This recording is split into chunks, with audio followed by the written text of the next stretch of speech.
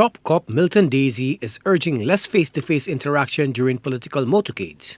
Authorities are worried about the spike in COVID-19 numbers following mass crowd campaign events over the weekend, which saw a number of supporters failing to comply with basic hygiene protocols. Law enforcement and politicians head back to the drawing board this week to find consensus on the rules for hosting campaign activities. Desir encourages politicians to utilize other means of communication and refrain from traditional in-person campaign-style events due to the pandemic.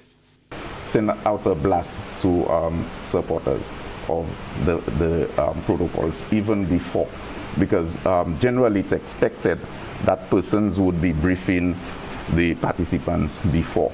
But if you do it even prior to assembling, so it would reduce the need for persons to be going to every individual and say, okay, you must observe protocols. Then there's the number of persons in vehicles must comply with COVID-19 protocols. Authorities advise that vehicles line up for motorcades and not proceed in a parallel fashion. Additionally, supporters are to remain in their vehicles and only follow designated routes.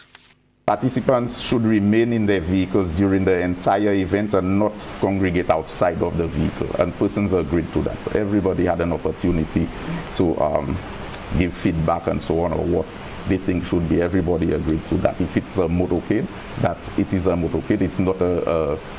It's not a political meeting. It is not a party.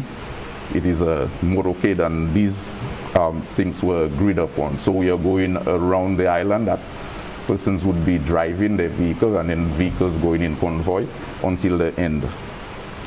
Each vehicle participating in the motorcade should be comprised of individuals from the same extended bubble family. And so each vehicle in that motorcade should, as far as possible, that it should have members of the same extended bubble or family, again, to reduce the risk. Political parties must also provide law enforcement with a list of speakers intended to address public meetings. That was not because of COVID. It has always been the law, so that the